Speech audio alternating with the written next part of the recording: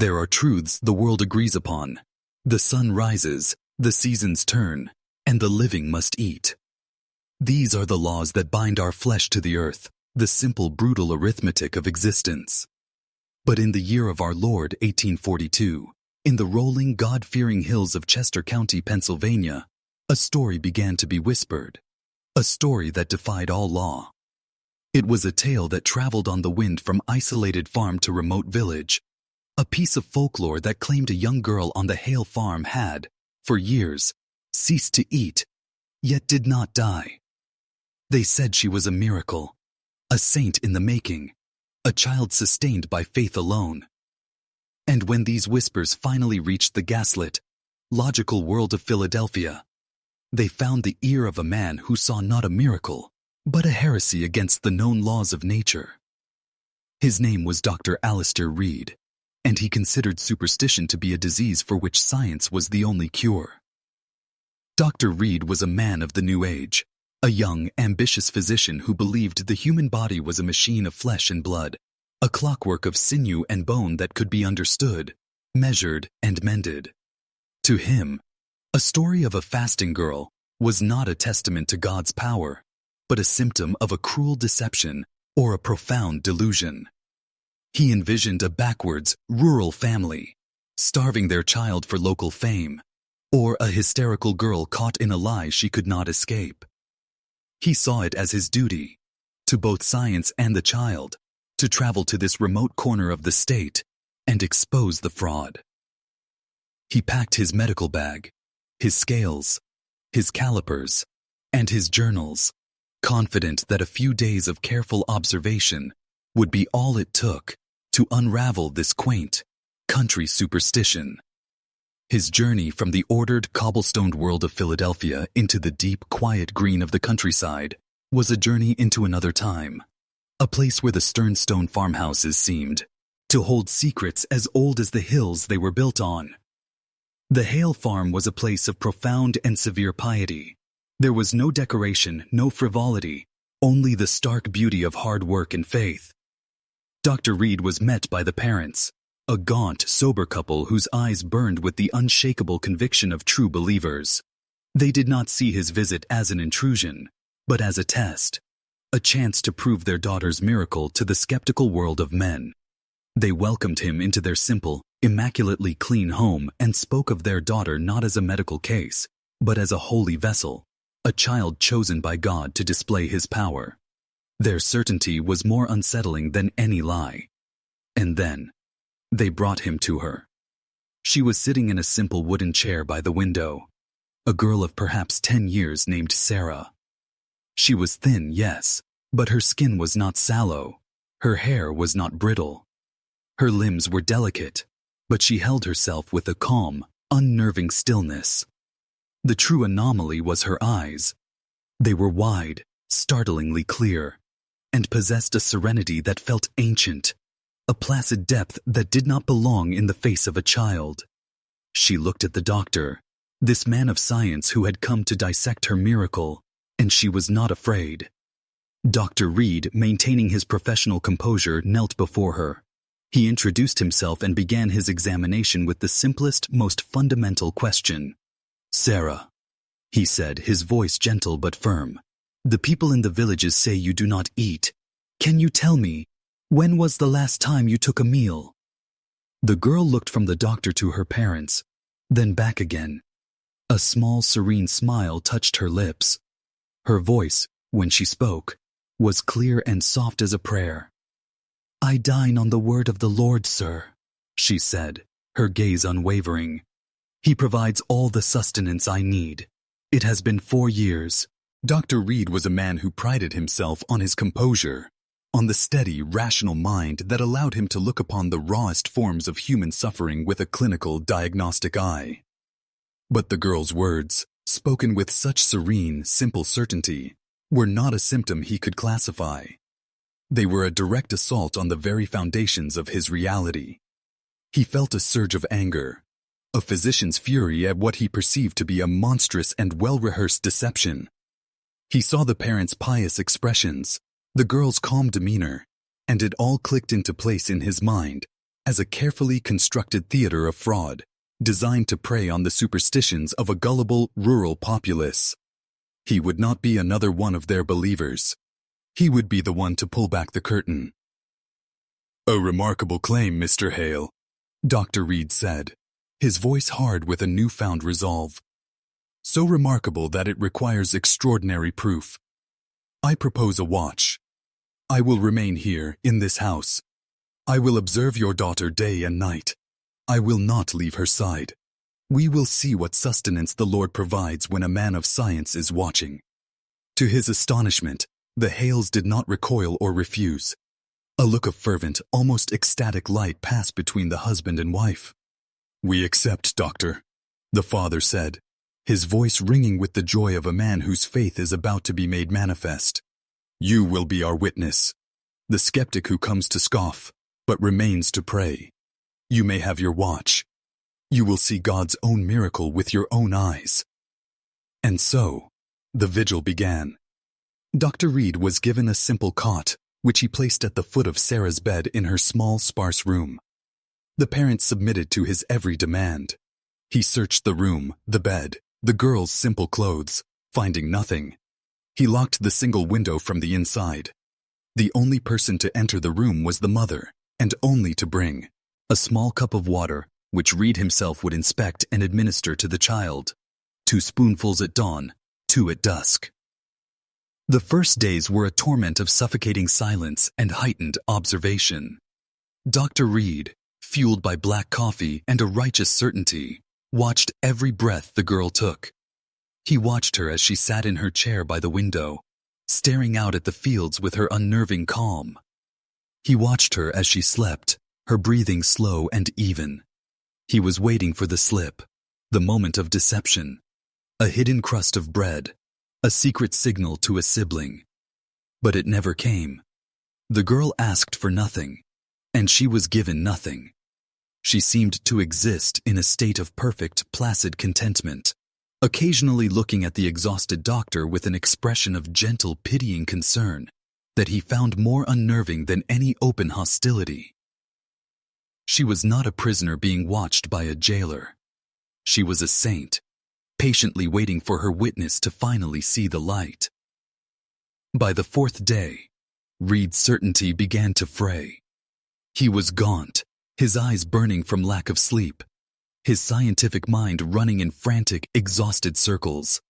Every law of medicine he had ever learned screamed that the girl should be, by now, in a state of collapse. She should be showing signs of severe dehydration, of ketosis, her body beginning to consume itself. He performed his examinations with a growing sense of dread. He checked her pulse. It was strong and steady. He examined her skin. It was clear and supple. Her eyes, the windows to her impossible soul, remained bright and lucid. She was not dying. She was not even weakening.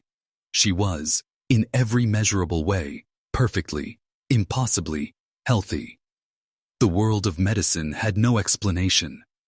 His ledger, which had begun with confident, dismissive notes about clear familial delusion, was now filling with the frantic, questioning scrawls of a man on the verge of intellectual collapse. On the evening of the 7th day, a full week since any food had passed the girl's lips, Dr. Reed sat on his cot in the deep, quiet dark of the farmhouse, the only sound the girl's soft, even breathing from the bed. His exhaustion was a physical weight, his scientific pride a ruin at his feet.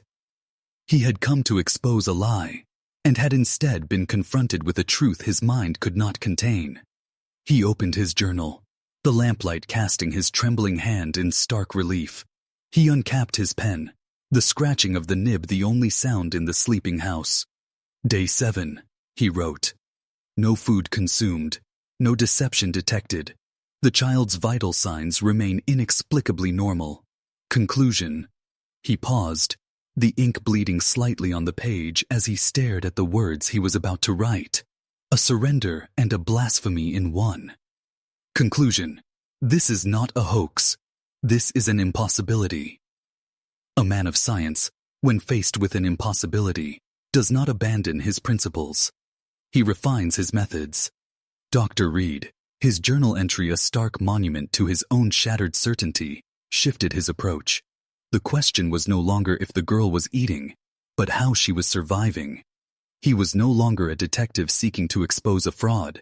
He was a naturalist who had stumbled upon a new and terrifying species, a creature that lived outside the known laws of biology. He began to document every detail of Sarah Hale's existence with a renewed, almost feverish intensity. He noted the pale, translucent quality of her skin, the strange, placid serenity of her demeanor. He recorded her heart rate, her temperature, her breathing. All remained stubbornly, impossibly normal. But his observations soon began to stray from the medical into the inexplicable. It began with a scent, a faint, sweet, and utterly impossible fragrance of fresh lilacs in the dead of autumn. At first, he dismissed it as a trick of the mind, a phantom scent born of his own exhaustion. But it persisted, growing stronger each day. It seemed to cling to the very air in Sarah's room, a delicate perfume with no discernible source.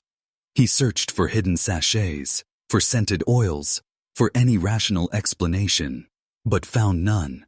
The scent, he noted with a trembling hand in his journal, was strongest when the girl was in her quiet, meditative states, her eyes closed, her hands folded in her lap. It was the scent of a perpetual spring, blooming in a room that was becoming a temple to an unnatural stillness. Then came the whispers of impossible knowledge. Sarah, who had been a silent subject for a week, began to speak to him in her soft, clear voice. Her words were simple, but they carried a chilling weight. One afternoon, as Reed was staring out the window, his mind lost in a melancholic memory of his late sister, and a promise he had failed to keep, Sarah spoke from her chair. "The locket was very beautiful, Doctor," she said, her voice gentle. "She would have loved it." Reed froze, the blood turning cold in his veins. He had told no one of the silver locket he had bought for his sister's birthday, but had never given her. The girl spoke of it as if she had seen it, as if she were looking directly into the most secret, guilt-ridden corner of his own heart. He was no longer the observer. He felt like a specimen, his own soul being calmly and accurately dissected by the very anomaly he was supposed to be studying. His scientific objectivity, the bedrock of his identity, was not just crumbling. It was being systematically dismantled, replaced by a profound and terrifying awe. Was he in the presence of a new form of human existence? Or was he witnessing a true, divine miracle? Both possibilities were equally world-shattering. Seeing the change in him, the shift from cynical disbelief to a kind of horrified reverence, the parents decided he was finally ready to hear the truth. One evening, as the three of them sat in the dim, lamp-lit parlor, the mother, Mrs. Hale, leaned forward, her eyes shining with the fervor of a true believer.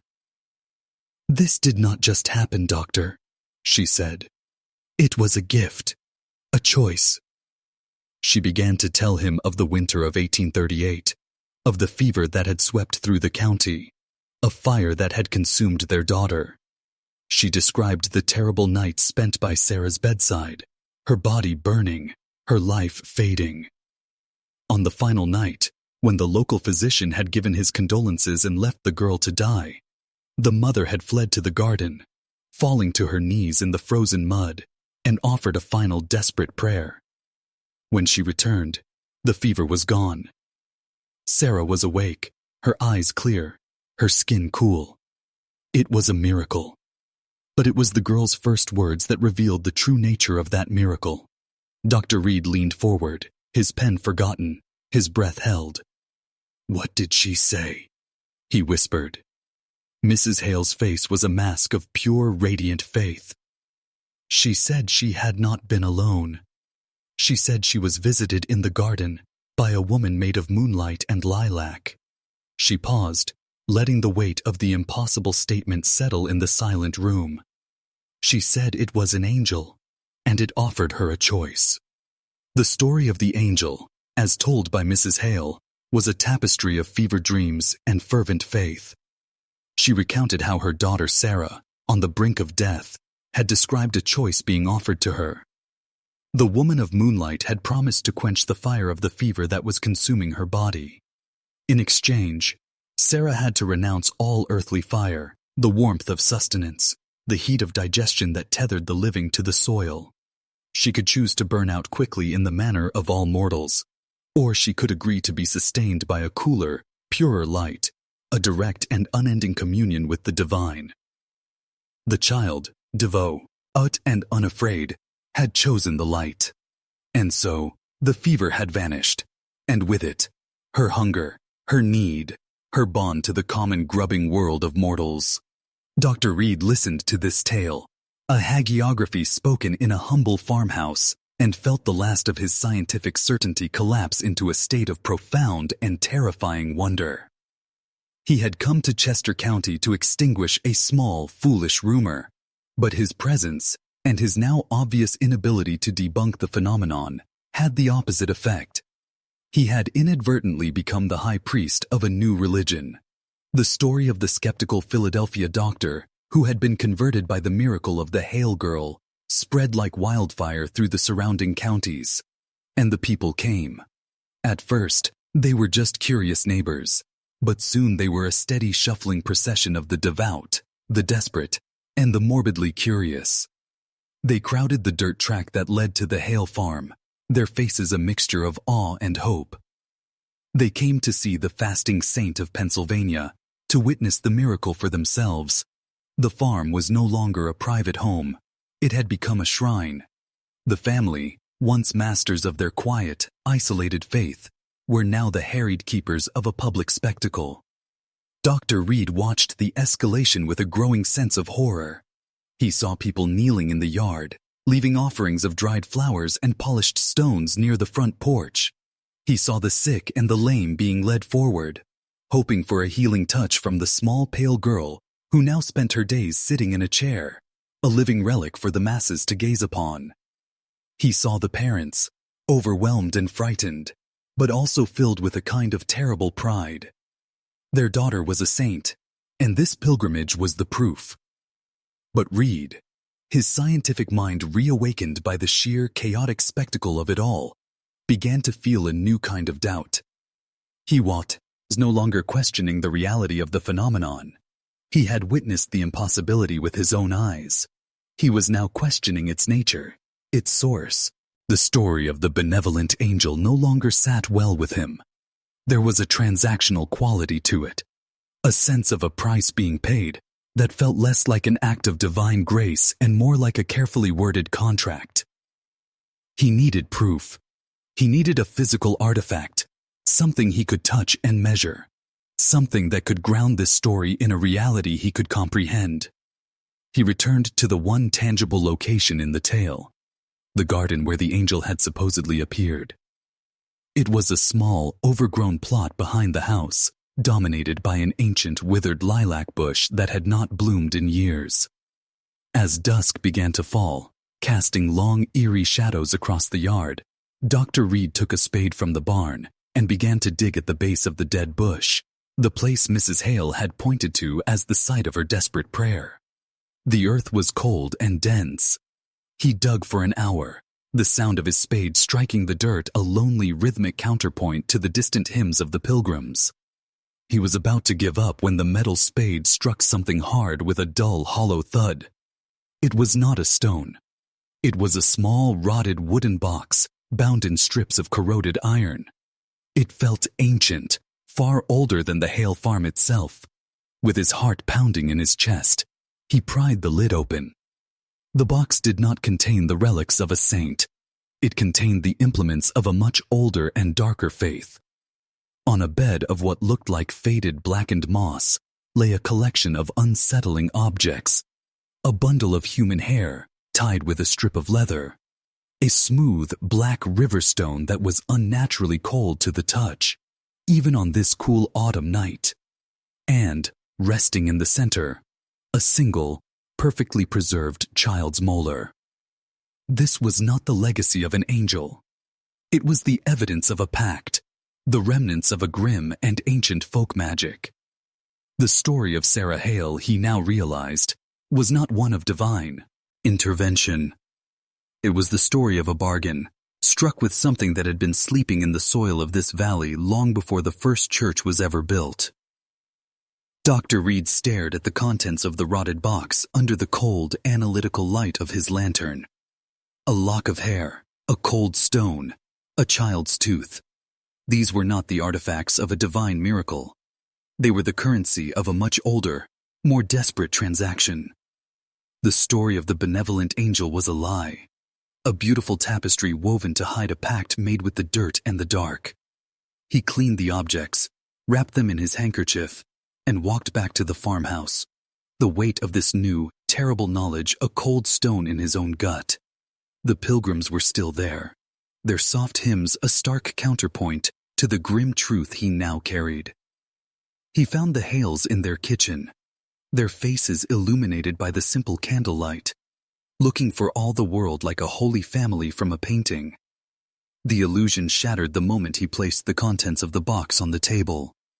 The father stared at the objects with blank confusion, but the mother, Elspeth Hale, let out a choked, guttural sob. Her mask of fervent faith crumbled, revealing the terrified, desperate woman beneath. Reed's voice was low, not accusatory, but heavy with a terrible certainty. "This was not an angel, was it, Mrs. Hale?" he asked. And the truth, held back for 4 years, finally came flooding out. She confessed that on the night of the fever, her Christian prayers had felt empty, unheard. In her despair, she had turned to an older faith, the hill magic her grandmother had whispered of, tales of the ancient ones who slept in the earth and could be petitioned, if one was willing to pay the price. She had gone to the garden, and following the fragmented memories of these forbidden rites, she had made an offering. She offered a lock of her own hair, a symbol of her life. She offered the molar of her firstborn son, who had died in infancy, a symbol of her grief. And she had offered a plea, not to God above, but to whatever was below, to take the fire from her daughter, and she would give it anything in return. The entity that answered was not an angel of moonlight. It was something else, and Dr. Reed, his mind now racing in a terrifying new space between science and superstition, began to formulate a hypothesis. He did not have the words of modern science, of parasitology or symbiosis, but he described it in his journal with a chilling accuracy. The entity, the ancient hunger from the soil, had formed a bond with the child. It sustained her life, holding her body in a state of perfect, unnatural stasis, freeing her from the biological need for food. But the pact was not a gift. It was a transaction. The entity gave Sarah life, but it had to feed. And its sustenance, Reed theorized, was the very thing the pilgrims came to offer. Their vitality, their life force. The disturbing truth was that Sarah Hale was not a saint. She was the beautiful, innocent bait for a psychic predator. The scent of lilacs was not an odor of sanctity, but a lure. The feeling of peace and awe the pilgrims felt in her presence was not the grace of God. It was the euphoric languor of being fed upon. She was not living on faith. She was living on them. Reed now saw the crowds in the yard in a new light. They were not a congregation. They were a herd, placidly offering their life force to a thing they mistook for a miracle. He had to have proof. He began to observe the pilgrims who were granted an audience with Sarah. He saw them enter her room, their faces full of hope, and saw them leave, their faces slack with a strange, happy exhaustion, a noticeable pallor under their skin. The final, horrifying confirmation came from within the family itself. That night, Reed confronted both parents with his terrible theory. "It is not sustaining her from nothing," he stated, his voice low and urgent. "It is sustaining her with you, with your husband, with your other children. It is a parasite, and your family is its host." Mr. Hale, a man of simple, powerful faith, flew into a rage, accusing Reed of blasphemy. But Elspeth Hale did not. She simply began to weep, a deep, shuddering, and broken sound. The lie was too heavy for her to carry any longer. Through her tears, she confessed. She admitted to the constant, wearying fatigue that had plagued her for 4 years. She admitted that her husband, a strong man in his prime, now looked 20 years older. And she admitted what Reed had not yet noticed. Their youngest son, a boy of 6, who had once been a bastion of health, was now a pale, sickly child, wasting away with a mysterious ailment no doctor could name. She looked at Dr. Reed, her eyes a canvas of dawning absolute horror.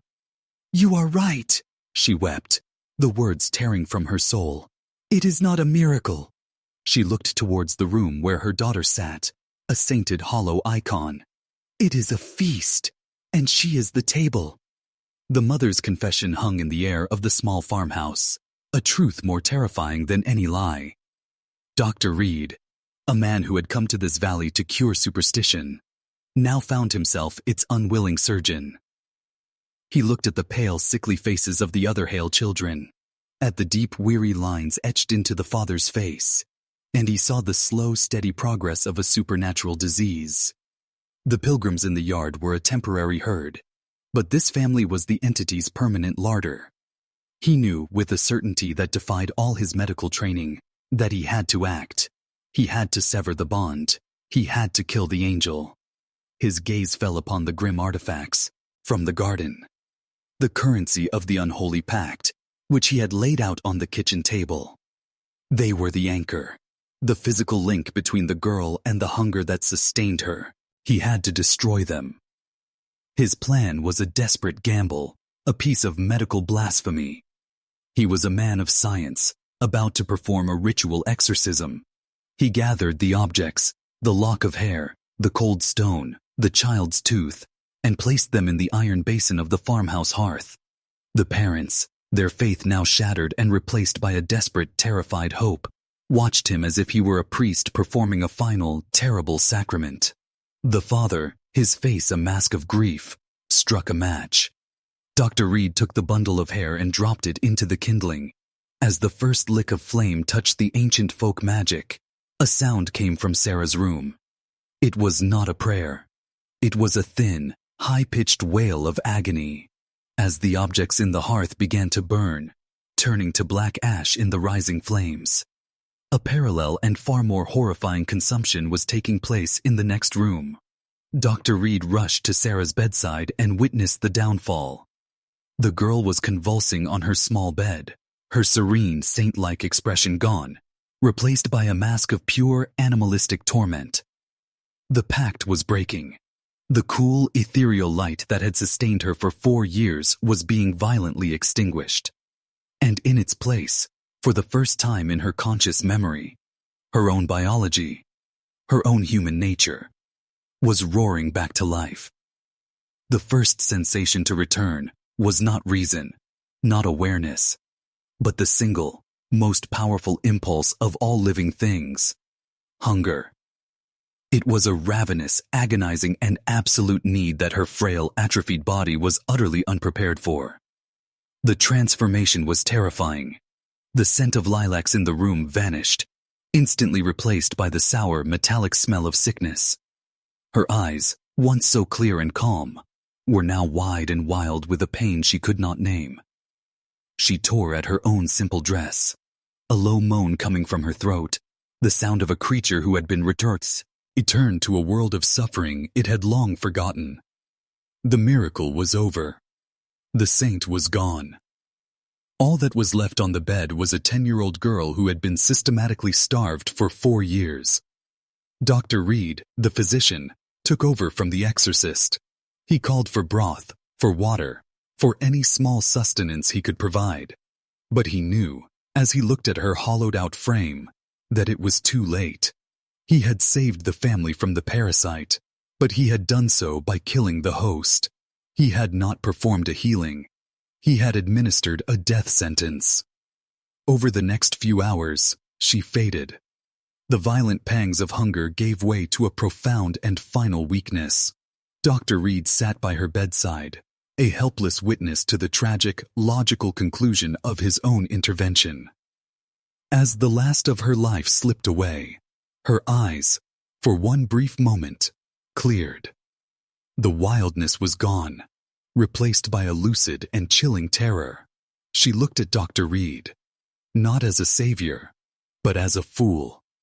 With her last, rattling breath, she clutched his arm, her grip surprisingly strong. "You don't understand," she rasped, her voice a dry whisper.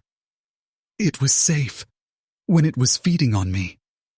A look of absolute horror filled her eyes as she stared past him, towards the open window, towards the dark garden outside. "Now," she breathed, her final word a prophecy.